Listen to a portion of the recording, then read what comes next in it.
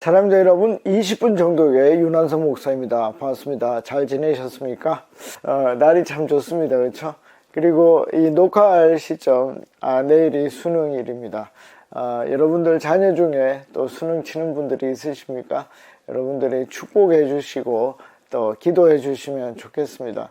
처음으로 이제 성인이 되면서 자기의 능력을 평가를 받는 그런 시점입니다.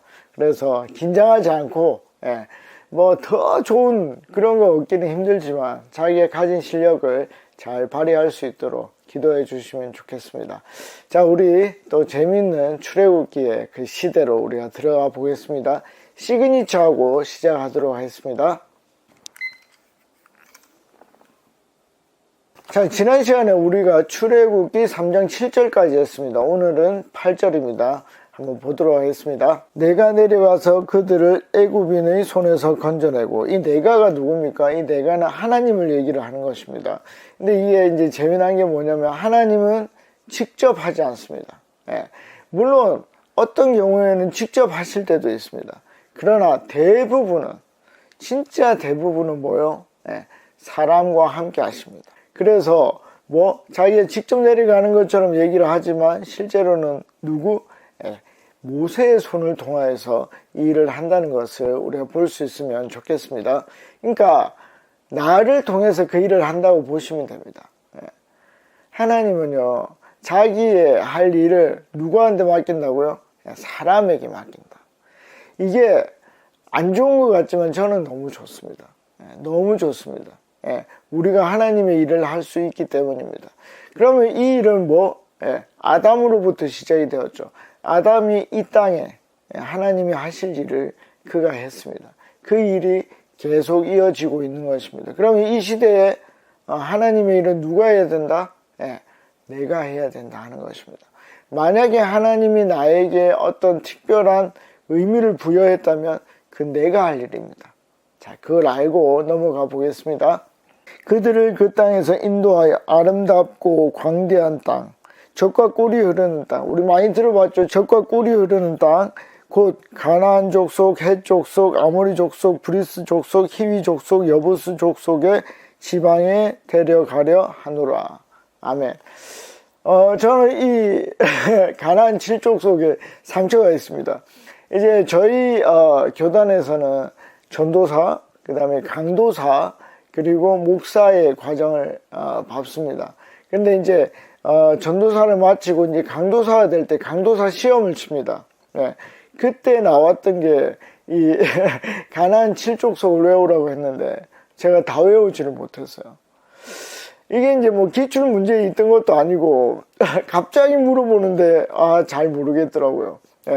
그래서 저는 제가 이제 쭉 강의를 보시면 저는 외우라는 얘기를 하지 않습니다. 그렇죠? 이거는 뭐 찾아보면 되죠. 출애굽기 한 3장 정도에 있구나. 그리고 좀 네이버에 치면 이게 어디 있는지 다 알 수 있죠. 그러니까 이 7족속의 이름을 외우는 게 중요한 건 아닙니다. 근데 이 7족속이 있는 땅으로 들어갔다 하는 것은 중요합니다. 그래서 저는 뭘 해야 된다? 상황을 생각해 봐라. 나는 그러면 어떤 7족속이 있는데 그 땅이 만약에 좋은 땅, 젖과 꿀이 흐르는 땅이면 나는 들어갈 건가 안 들어갈 건가? 그게 중요하다는 것입니다. 하나님은 뭘 원한다? 들어가기를 원한다는 것입니다. 들어가기를 원해요. 왜? 내가 그 땅에 나의 뜻을 심었고 그 뜻을 이룰 백성은 이스라엘 백성이기 때문입니다. 그래서 아브라함과 이삭과 야곱의 그 땅으로 들어가는 것입니다. 자, 아브라함이 객으로 있었는데 헷 족속의 땅을, 마므리 상수리 그 땅을 얻게 됩니다.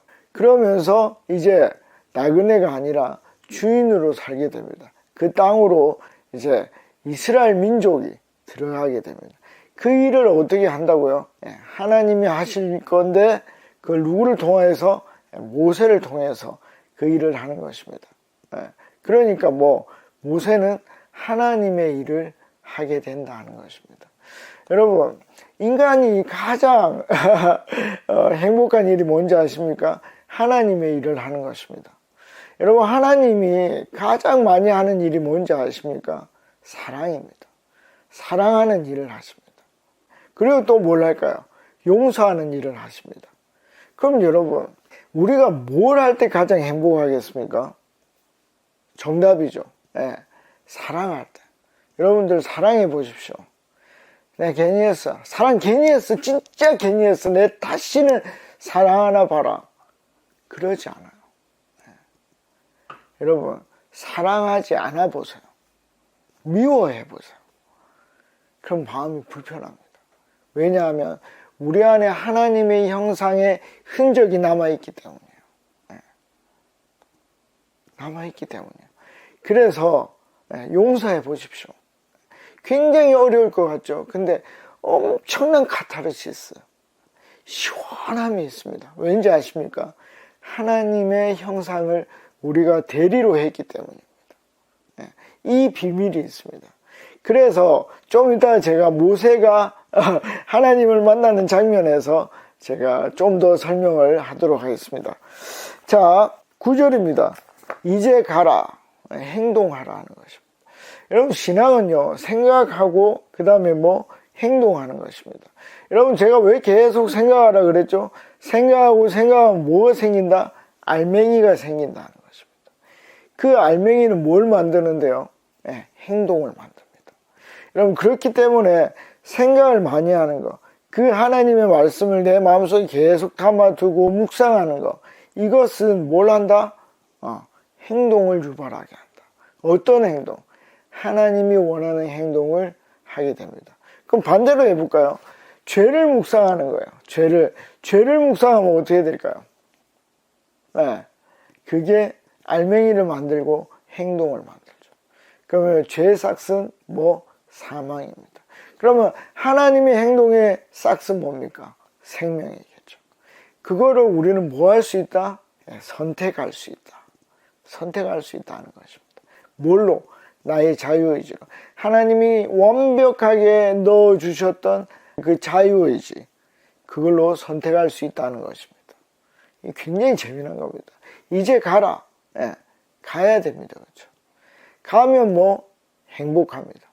안 가면 안 갈 수 있지만 절대 하나님이 주시는 행복을 누릴 수는 없습니다. 그 여러분들이 테스트 해보면 돼요. 하나님이 사랑하라 했어요. 저 사람 사랑하기 너무 힘들어요. 근데 사랑했어요. 그때 기쁜지, 여전히 사랑하고 있지 않을 때 기쁜지, 여러분들이 테스트 해보면 됩니다. 테스트 해보십시오. 저는 사랑할 때 훨씬 좋았습니다. 그걸 경험해야 돼요.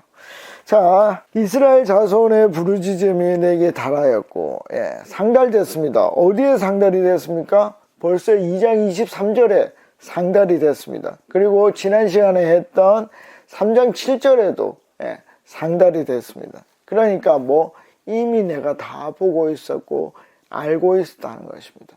여러분, 하나님은 나를 관심 있게 본다는 것입니다. 그 관심이 뭔데요? 사랑이라 그랬죠. 하나님이 주도적으로 가장 많이 하는 게 뭐다? 사랑.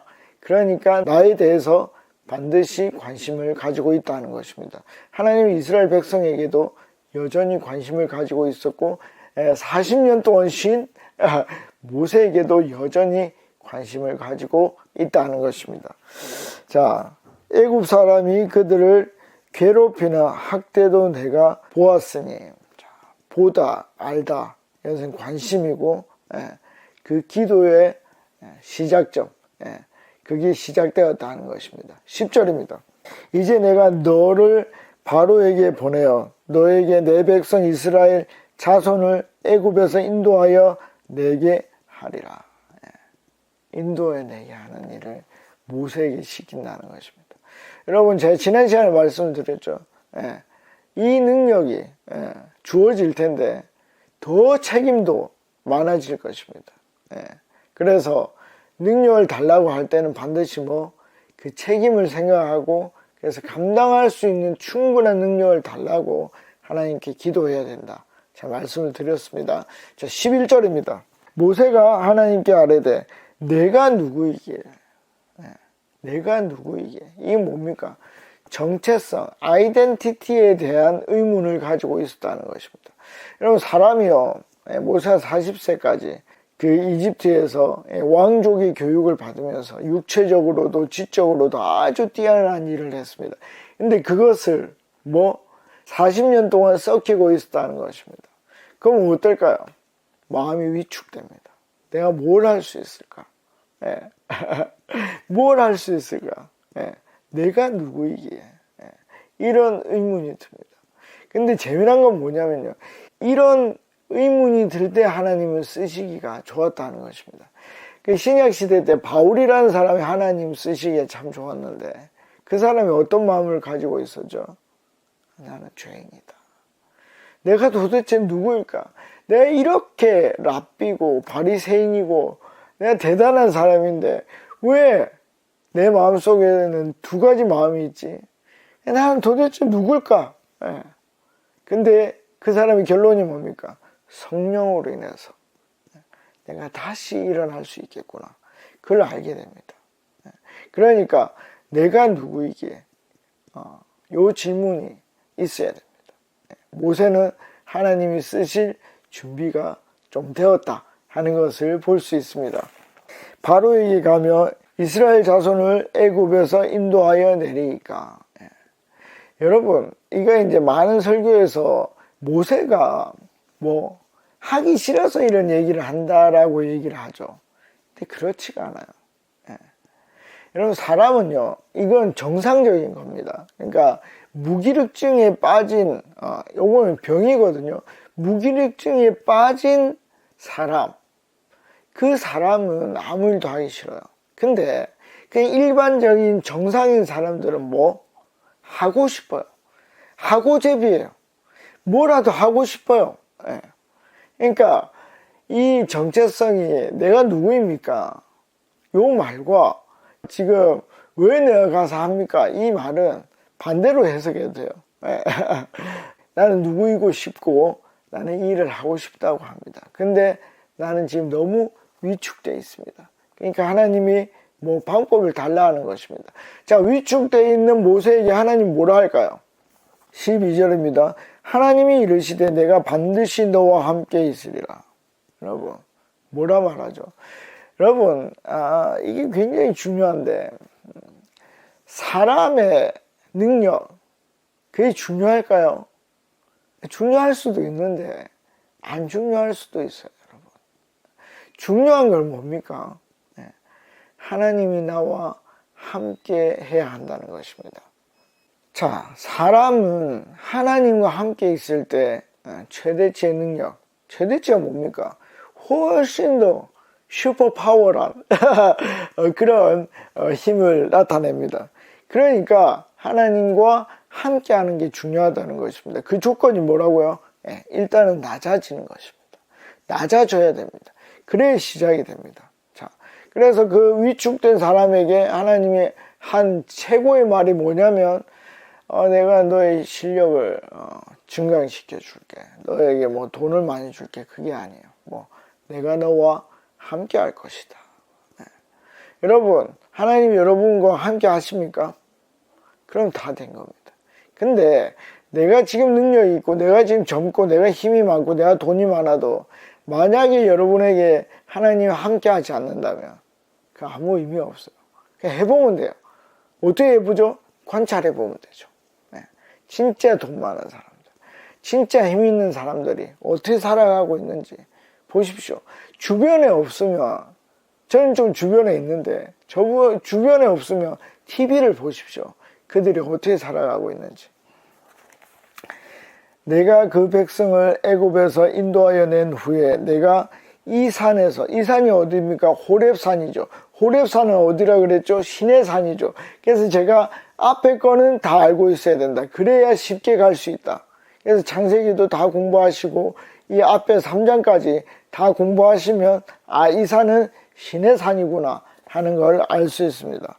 이 산에서 하나님을 섬기리니 이것이 내가 너를 보낸 증거니라. 자, 이게 뭡니까? 예언과 성취입니다.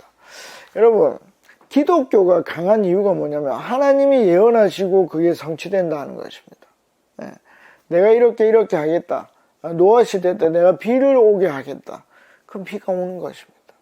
자, 시내산에서 예배를 드리면 하나님이 살아있는 것입니다. 여러분, 우리가 이걸 들고 기도할 수 있는 거예요. 근데 이런 기도는 아니에요. 하나님 이거 해주시면 내가 하나님 살아계신 걸 알겠습니다. 그건 아니에요. 그런데 성경을 읽는 거예요.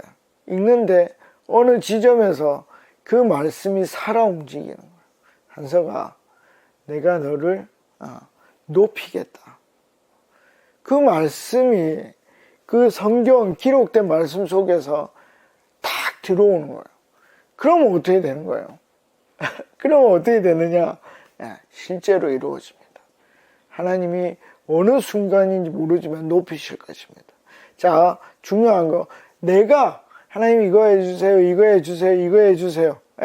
그거는 될 수도 있고 안 될 수도 있어요. 그런데 살아가면서 그리고 하나님의 말씀을 묵상하면서 내가 너를 어떻게 할 것이다 라고 약속하신 게 들리면 그건 반드시 이루어집니다.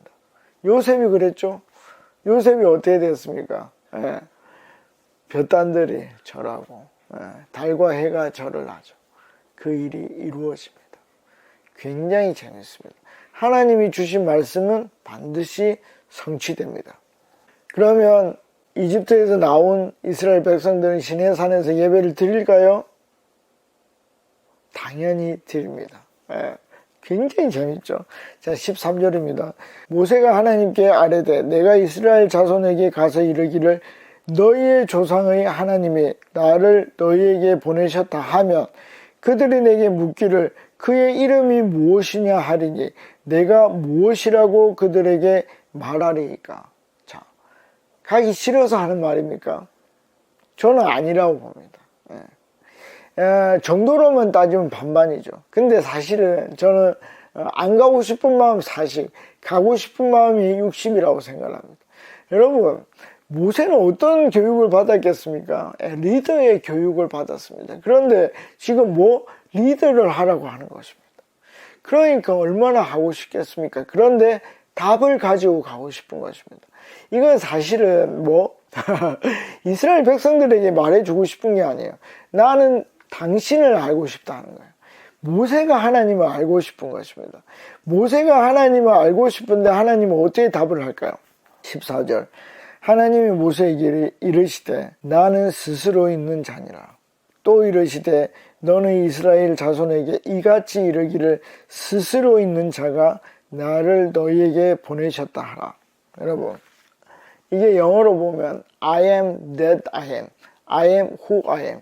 이게 무슨 뜻이냐면 나는 나다 이런 말입니다. To be or not to be, 사느냐 죽느냐 이것이 문제로다. 그래서 이 비동사를 해석하는 게 굉장히 중요한데 여기서 너무 잘했어요. 둘 다 뭐라고 했죠? 햄릿도 그랬고 이 성경도 그렇고 이 있다, I am 이 비동사를 어떻게 해석했느냐? 둘 다 존재로 해석을 했어요. 사느냐 죽느냐, 존재하느냐 존재하지 않느냐. 나는 나다. 나는 스스로 있는 자다. 스스로 존재하는 자다. 여러분, 이 말을 해주면 이스라엘 백성들이 알아듣겠습니까? 못 알아듣습니다. 왜 그렇죠? 아니, 구약에 창세기에 하나님 이야기가 나오지 않잖아요. 이렇게 소개한 이야기가 나오지 않아요. 그러니까 어차피 말해줘도 모르지만 누구에게는 강력하게 다가왔을 거예요. 모세에게는 강력하게 다가온 것입니다. 나는 스스로 있는 자다. 그러니까 네가 이해할 수 없는 자다. 그겁니다. 이해할 수 없어요. 왜? 어떤 기원인지 그 기원의 깊이를 알 수 없고 그 넓이를 알 수 없기 때문에. 여러분들 하나님 알고 싶으십니까?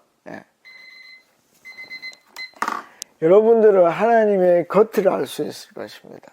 전체를 알 수가 없어요. 성령이 충만할 때 일시적으로 그분을 알 수 있지만 우리가 천국 가기 전에는 부분적으로밖에 알 수가 없어요. 자, 여러분 오늘은 여기까지밖에 할 수 없는데 여러분 물어보십시오. 나는 누구입니까?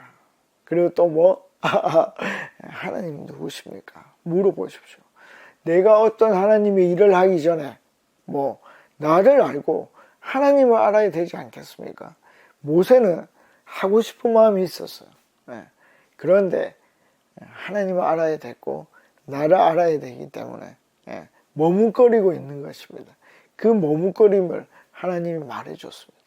스스로 있는 자가 내가 너와 함께 할 것이다. 그게 가장 큰 힘입니다, 여러분. 자, 이번 한 주 동안 그 질문들을 던져보시고 하나님이 나와 함께 하는지 경험해 보시면 좋겠습니다. 다음 시간에 뵙겠습니다. 안녕히 계십시오. 파워.